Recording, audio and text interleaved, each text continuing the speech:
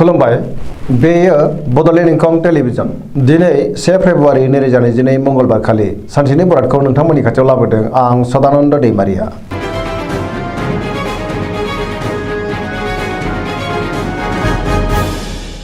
सिगां फरायनो लादों मेष राशि गिबि हांखो अ ल।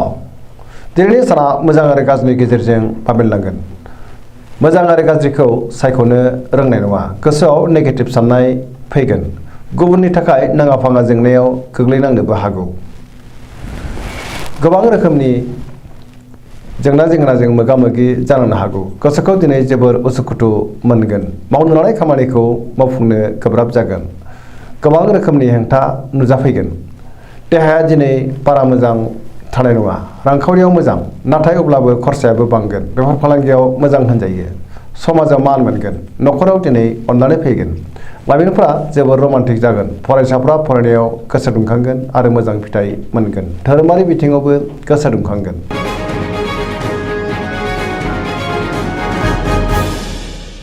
वृष राशि गिबि हांखो इ उ ब। दिनैनि साना जोबोर मोजां। मोनफ्रोमबो बिथिङावनो मोजां होनजायो। हरखाबै गुबुननि हेफाजाब मोननानै गोसोखौ दिनै जोबोर गोजोननाय मोनगोन। गोसोआव बोलो बांगोन।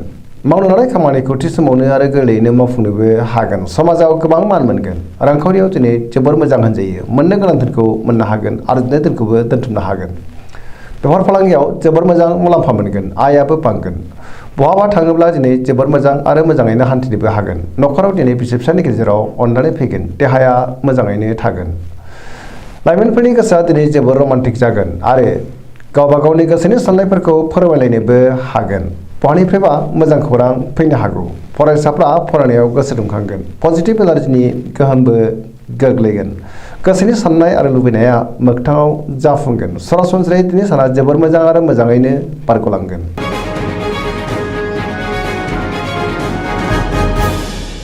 मिथुन राशि गिबि हांखो क स। दिनैनि साना जोबोर मोजां। पजिटिभ एनार्जिनि गोहोम गोग्लैगोन। गोसोखौ दिनै जोबोर गोजोननाय मोनगोन। जेरावबो देरहासार जानो हागोन। मावनो लानाय खामानिखौ थि समावनो आरो गोरलैयैनो मावफुंनोबो हागोन। गोसोआव बोलो बांगोन। देहाया मोजाङैनो थागोन। रांखावरियाव दिनै जोबोर मोजां होनजायो। गोबां धोन आरजिनो हागोन। बेफार फालांगियाव जोबोर मोजां मुलाम्फा मोनगोन। आयाबो बांगोन। न'खराव दिनै बिसि फिसायनि गेजेराव अननानै फैगोन। समाजाव गोबां मान मोनगोन। गुबुननि हेफाजाब मोननो हागोन। बहाबा थांनो एबा दावबायहैनो खाबु मोननोबो हागौ। गोसोनि बोलोआ बांगोन। गियाननि आंखाल जानाय नङा। लाइमोनफोरनि गोसोआ दिनै जोबोर रमान्टिक जागोन। फरायसाफ्रा फरायनायाव गोसो दुंखांगोन। पजिटिभ एनार्जिनि गोहोमबो गोग्लैगोन। जायखि खामानि मावा मानो मोनफ्रोमबो खामानियावनो दिनै जाफुंसार जानो हागोन।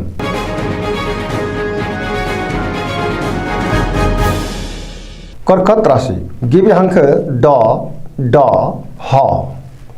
दिनैनि साना मोजां आरो गाज्रिनि गेजेरजों बाबेनलांगोन। गोसोखौ दिनै जोबोर गुलाय गुजाय मोनगोन। गुबुननि थाखाय नाङा फाङा जेंनायाव गोग्लैनांनोबो हागौ। सांग्रां जानाया गाहाम।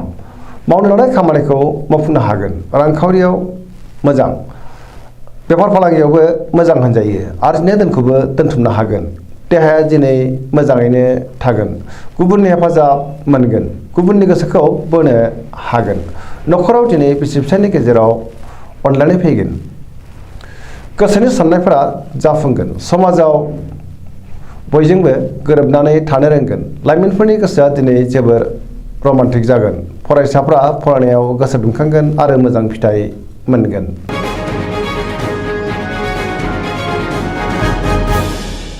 सिंह राशि गिबि हांखो म ट।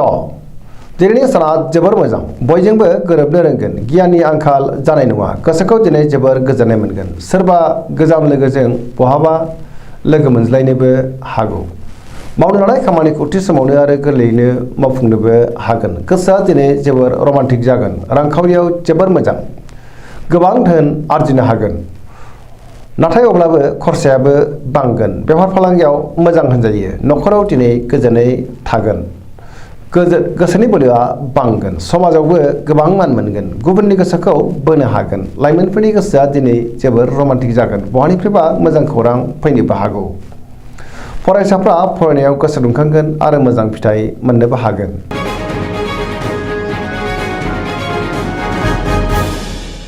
कन्या राशि गिबि हांखो प ट दिनैनि साना जोबोर मोजां गोग्गो आरो गोथों साननो रोंगोन गुबुननिफ्राय थोजासे अनसायनाय मोननो हागौ रांखावरियाव दिनै जोबोर मोजां रांखावरि जोबोर मोजां बेफार फालांगियावबो जोबोर मोजां होनजायो सोरबा गोदान सुबुंजों बहाबा लोगो मोनज्लायनो हागौ न'खराव अनलायनाय फैगोन फरायसाफ्रा फरायनायाव गोसो दुंखांगोन आरो मोजां फिथाइ मोनगोन लाइमोनफोरनि गोसोआ दिनै जोबोर रमान्टिक जागोन आरो गावबा गावनि गोसोनि साननायखौ फोरमायलायनोबो हागोन समाजाव गोबां मान मोनगोन देहायाबो मोजाङैनो थागोन गोसोनि बोलोआ बांगोन गोसोनि साननायफ्रा मोगथाङाव जाफुंगोन गोसोखौ दिनै जोबोर गोजोननाय मोनगोन पजिटिभ एनार्जिनि गोहोमबो गोग्लैगोन गोसोनि साननाय आरो लुबैनायफ्रा दिनै मोगथाङाव जाफुंगोन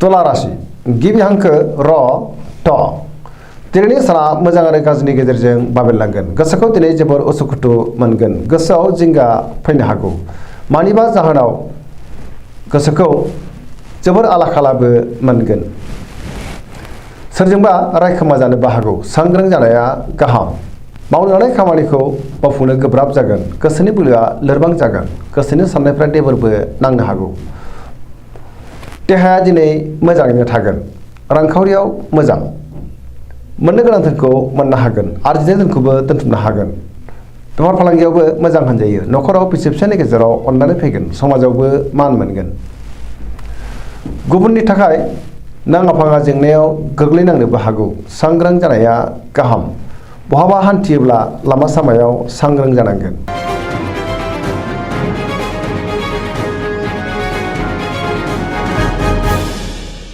वृश्चिक राशि गिबि हांखो न स दिनैनि साना बारा मोजां नङा बयजोंबो मोजां सोमोन्दो लाखिनो गोब्राब जागोन गोसोनि बोलोआ बांगोन नाथाय अब्लाबो गोजोनै थानो हानाय नङा लोगोफोरनि हेफाजाब मोननो गोब्राब जागोन सोरजोंबा दान्थे बिदान्थे जानोबो हागौ गोसोआव गुलाय-गुजाय साननाय फैगोन मावनो लानाय खामानिखौ थि समावनो मावफुंनो हागोन समाजाव मान मोनगोन न'खराव बिसि फिसायनि गेजेराव अनलायनाय फैगोन रांखावरियाव मोजां नाथाय अब्लाबो खरसायाबो बांगोन बेफार फालांगियाव मोजां होनजायो देहाया दिनै मोजाङैनो थागोन गुबुननि थाखाय मोजां खामानि मावनानै होनोबो हागोन फरायसाफ्रा फरायनायाव गोसो दुंखांगोन आरो मोजां फिथाइ मोनगोन लाइमोनफोरा जोबोर रमान्टिक जागोन आरो गावबा गावनि गोसोनि साननायखौ फोरमायलायनोबो हागोन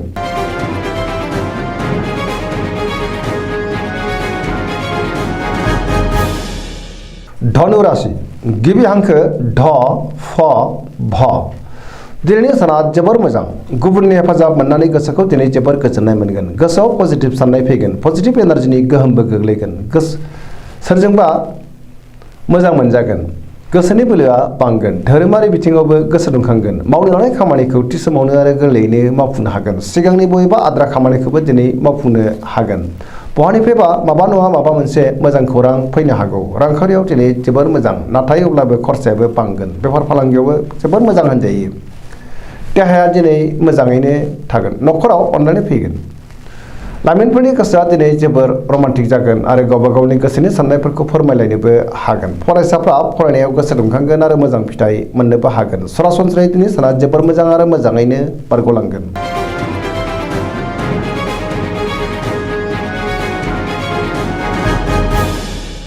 मकर राशि गिबि हांखो ख ज दिनैनि साना जोबोर मोजां बहानिफ्रायबा मोजां खौरां फैनो हागौ गोसोखौ दिनै जोबोर गोजोननाय मोनगोन देहायाबो मोजाङैनो थागोन गोसोनि साननाया मोगथाङाव जाफुंगोन रांखावरियाव दिनै जोबोर मोजां मोननो गोनां धोनखौ मोननो हागोन आरजिनाय धोनखौबो दोनथुमनो हागोन बेफार फालांगियाव गोबां मुलाम्फा मोनगोन गुबुना खहा खालामनो नाजाब्लाबो खहा खालामनो हानाय नङा सोरजोंबा बाख्नाय जानोबो हागौ पजिटिभ एनार्जिनि गोहोम गोग्लैगोन मावनो लानाय खामानिखौ थि समावनो आरो गोरलैयैनो मावफुंनो हागोन गोसोआ दिनै जोबोर रमान्टिक जागोन फरायसाफ्रा फरायनायाव गोसो दुंखांगोन आरो मोजां फिथाइ मोननोबो हागोन धोरोमारि बिथिङावबो गोसो दुंखांगोन सरासनस्रायै दिनै साना जोबोर मोजां आरो मोजाङैनो बारग'लांगोन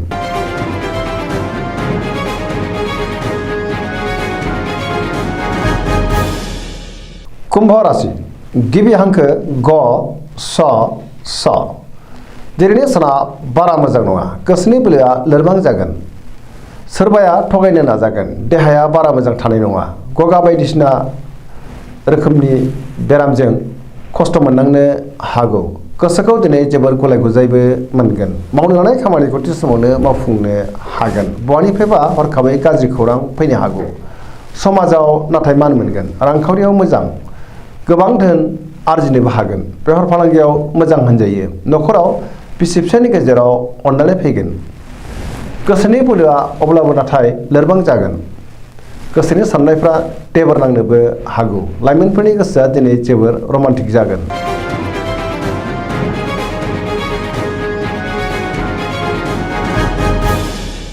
मीन राशि गिबि हांखो ड च।